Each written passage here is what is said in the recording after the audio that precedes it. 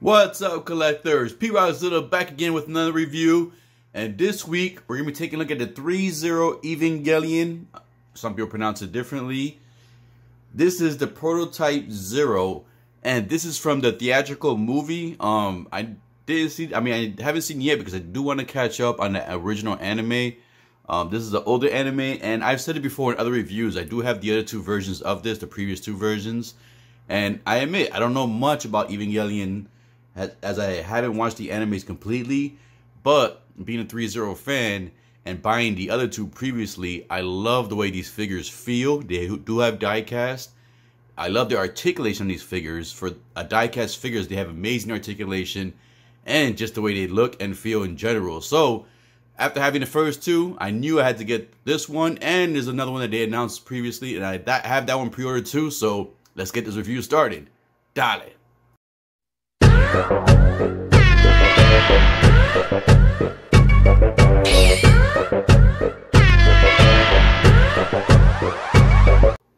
Let's go ahead and take a look at the box before we get the figure out the box. So in the front, you get a cool picture of the figure right there. What I like more about this figure compared to the other two, which I'll show in the final pose, is he comes with this cool shield. So I like that. You get this in the front, Threezero logo on the top.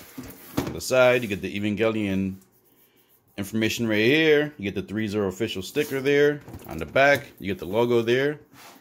On the bottom, you get all the illegal information there. Another logo there. And then in the front, you can actually open up this Velcro flap. And you get a cool little design of the Prototype 0 there. And then you can actually see the figure right there. Alright, so let's go ahead and get this bad boy out the box. So when you go ahead and get the figure out the box, let's get the box out the way.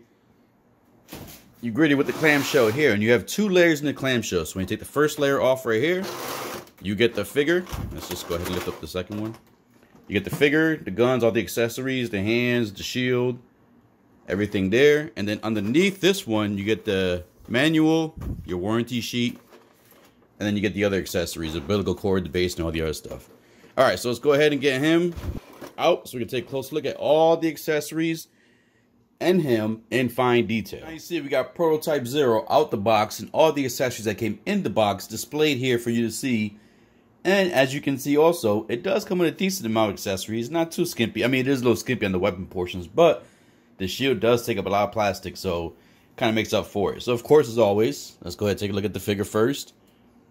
And I just gotta say, if you guys don't have any of these Evangelion figures from Threezero, they do have a good weight on them for their size. They are skinny, they are tall, but they are heavy. Most of the weight, to me, I feel like is right there. This is gonna be always a theme of me.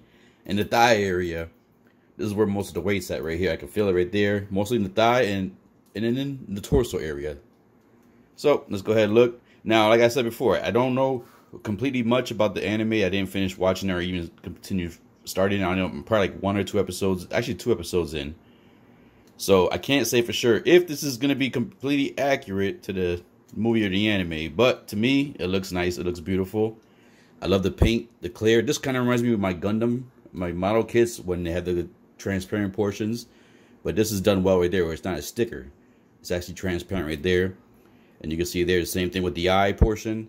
Has like a transparent piece right there, along with the top portion right here. So that's nice. And then you can see there all the decals, all the panel lining, all the detail on the armor, on the body, engraved lettering right there. Evangelion Prototype 0, very legible. You get that's pretty nice right there. You get all the details down the leg, on the back portion. You can see right here, more details there, more panel lining. You get the little boot cuff parts. Alright, so let's go ahead and look at articulation. So now, one thing to be in mind with these figures, they are die cast. So you want to be careful when you're articulating not to rub the metal pieces together, because it can cause the paint to chip. So you want to be careful. So the head can go pretty far up. You can go very far down. You can turn it sideways. You can go sideways that way. Now, I guess I'm being careful because I don't want to rub the metal to chip my paint. So anytime I feel any kind of friction or any kind of rubbing, I stop real quick just to look, just to make sure. All right. So these shoulder portions right here are articulated, and they are on the latch right there, on the peg right there. So you can move them around for good articulation. So these do articulate. They go forward, sideways, in and out. The arms, so you can adjust this to get the arms higher. As you can see, you keep readjusting that. And these guys can do a beautiful T semi-Y pose. Let's go ahead and get that arm up. There we go. So as you can see there, arms can go fully up and fully stretched out. You do get, it should be double bend. There we go. Double bend at the elbow. So this is beautiful and excellent for a die-cast mech. You do not get any swivel at the biceps. You do get the swivel at the shoulder. So no swivel at the bicep, but you do get swivel at the shoulder. The hands, you get swivel at the wrist. And nothing at the, nothing at the forearm. So that's the only part that doesn't have articulation. And then the arms, if you put them back down, let's see how far forward they can go. They can go, do a full 360 basically. I love these long arms. Like, these mechs just look creepy, and that's what I like about them.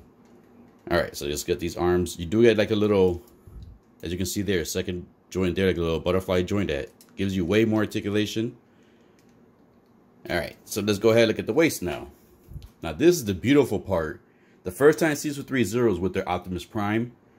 And you can see it here. So when you do articulate the figure forward, they hide, well, on their Prime one, there's more detail in there. But there's stuff hidden below, so just like it's just seamless. So anyways, he can go pretty far forward with the ab crunch. And then backwards, not as much. I thought these can go backwards a little bit more, but nope. So you can't really go backwards at all. All of the bend is in the front. You do get twist at all three sections. So you get twist at the bottom down here. You get twist up here. And nope, just two sections. So just lower torso and right here. Sideways twist. Or bend, I'm sorry, twist. Do you get that? The legs, now according to the instructions, I always have a hard time with these. But yeah, oh, this one's easier. So you can actually pull the leg down more. If you can see there the difference, you can actually pull the leg down more to get way more articulation. So watch this. This dude right here is going to do the perfect Hogan boot with that articulation. Here we go. Watch this. Look at that. Look at that. This dude's doing the Hogan boot. Perfect. And just top it off. Look, you could arch this right here and even get the full bottom of your foot in that person's face.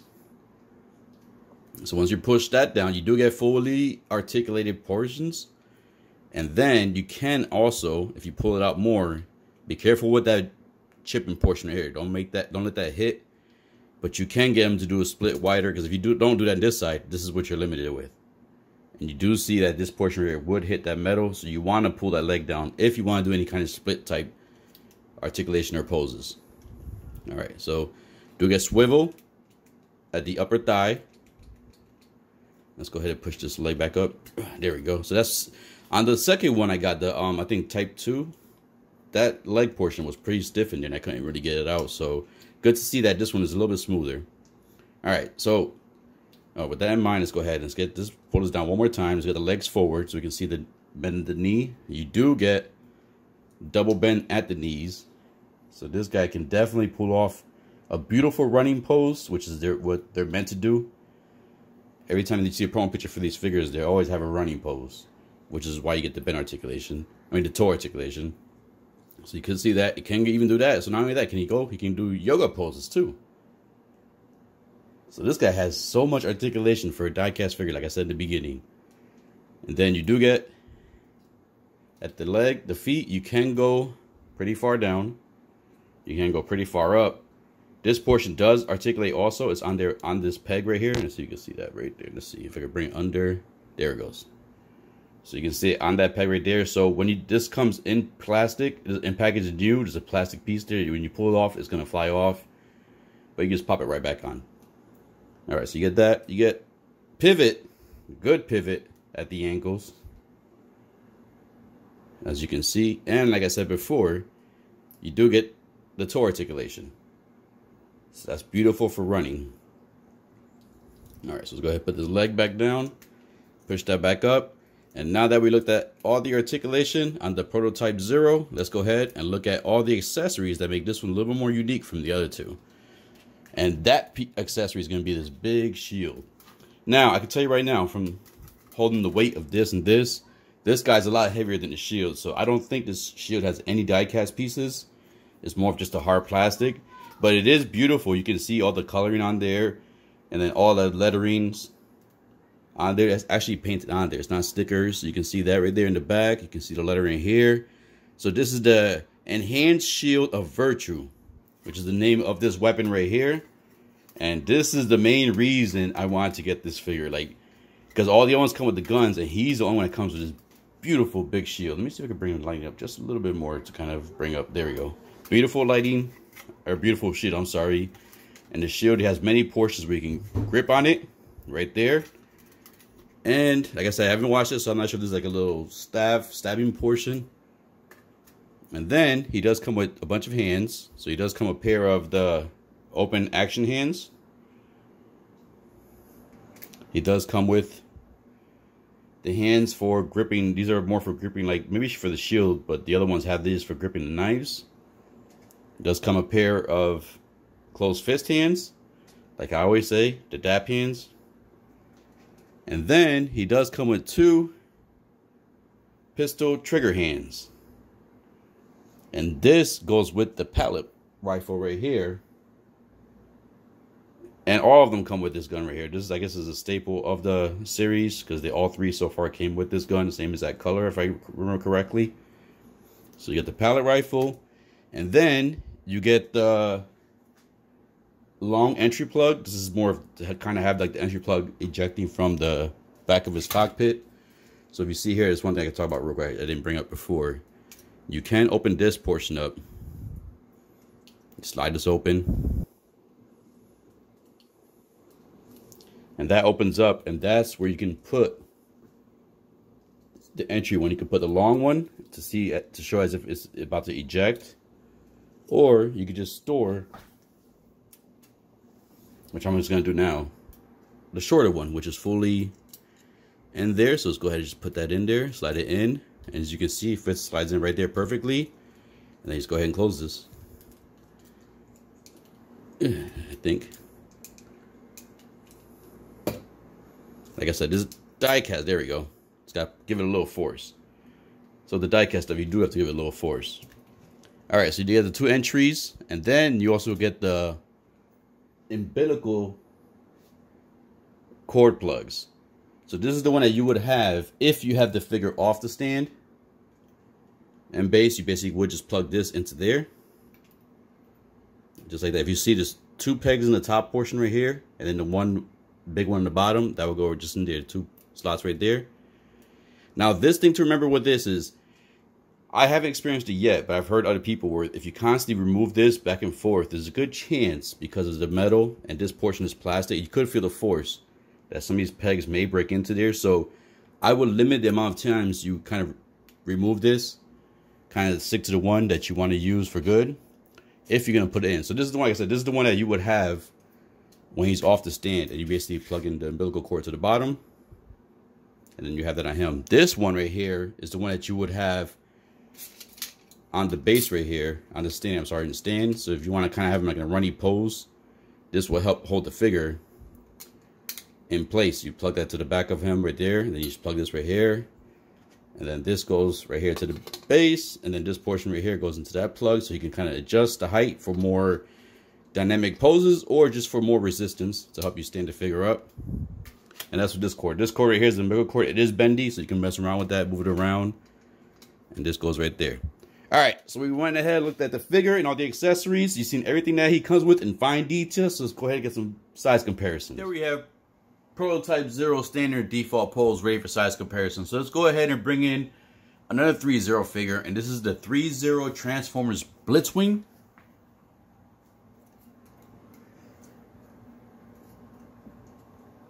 Alright, so there we got Blitzwing. As you can see how he matches in height compared to Blitzwing. Now let's go ahead and bring in something different. This is to be the Fan Toys Transformer Snarl. There we have Snarl. I kind of want to keep it look somewhat of a mech theme. But of course, Hot Toys, at least I don't have any Hot Toy mechs, so I want to throw the Hot Toys in here. So let's go ahead and bring in the Hot Toys. It, from the Pennywise from the movie It. And as we can see there, Pennywise does tower over these figures, as these are not really technically 1/6 scale figures. They're just a little bit bigger. So he would be towering over them. But they all look awesome together standing there. I love the way these mechs look. And you can see the awesome detail and work that Threezero puts into their mech lines. Alright, so there we go. Size comparison. Let's go ahead and get the final thoughts and final poses. This is one of the reasons I wanted to get this figure, because having experience with the other two previous releases, I know these guys can articulate dynamically easily. And this is a beautiful pose right here where I have Shingetter with his axe coming down on the shield of the Prototype 0. And as you can see, he can hold the shield perfectly. The joints as they are die cast, they don't slide down very much. So he does hold his pose like basically pretty good. Like you don't have to worry about it coming apart or moving all over the place. The only issue I had was basically on the hands. When you swap the hands out, if you have any of these Threezero Robo Duo figures, you're gonna experience some minor difficulty swapping out the hands, because the pegs are the die cast, but then the hands are the soft rubber. So it's a little difficult putting them on there. So with this guy, I had a little issue swapping out the hands, but nothing serious, nothing too hard. But he does hold that shield awesome. There is different handles on that shield, so you can basically have him holding it from different portions, which is an awesome feature, and I love that. As you can see, he's holding him from 2 portions there, and then you have about 2 more on the top left and right hand side.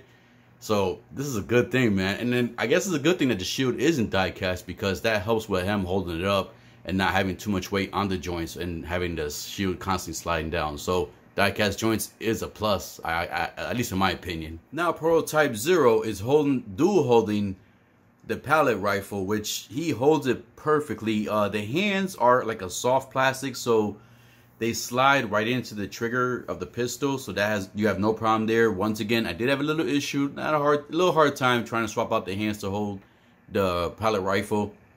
But once you get it in there, it does hold it snug. I do got the umbilical cord plugged in, as you can see there. It is the bendy wire. I got it wrapped around there. Unfortunately, it's not an end that it would plug into, but you can mess around with that. And they did improve on the umbilical cords, because the first one from the Type 1, the umbilical cord, it wouldn't fit inside of the jack right there. You have to actually get some crimpers and kind of crimp the wire a little bit so it can slide in there easier. But it works. So this one, you didn't have to worry about that. It slid in perfect. As you can see, this guy can hold some dynamic poses. He's basically right there crouching, holding the rifle. Perfect hold on the rifle. Got the umbilical cord wrapped around him. And he looks awesome in this pose right here. So I'm loving, like I said before, the articulation on these figures. So if you're a big articulation person, you're going to love this figure right here and this line in particular. Especially with the die cast and the fact that they can hold the weight and hold the poses with no issues. Maybe little things here and there you got to move around or readjust. But other than that, this guy, other than the hands, no problems at all. Now I have out in display all 3 of the Evangelion prototype forms that have come out so far from Threezero. Right there in the red, you have Prototype 2. And then in the green, you have the number 1, the green and purplish color. And then the new one that I did the review on today just now, the yellow and grayish one, that's the 0. And they all look good together. I like the fact that they have different color palettes. Yeah, they do resemble, some portions do look alike no matter which ones you have, like the little shorter portion.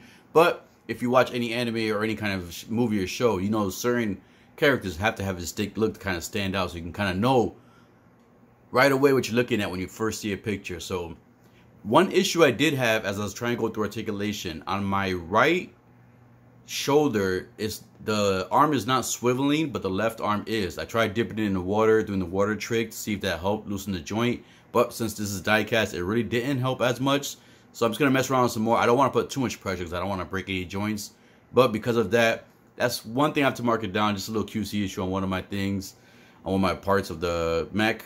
But other than that, I mean, I had no other issues with this guy. I love this set. I guess I don't know much about this anime, but I love the way these characters look.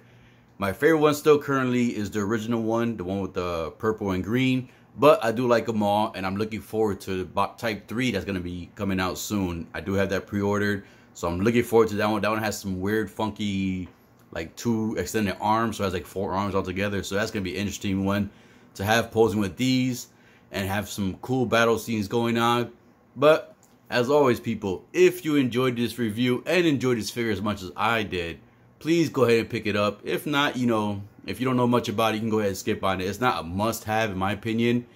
These are just more of like cool figures that look good, pose good, articulate good, and have good weight and good quality to them. So, if you like this review, please hit that like, subscribe button, click the bell notification.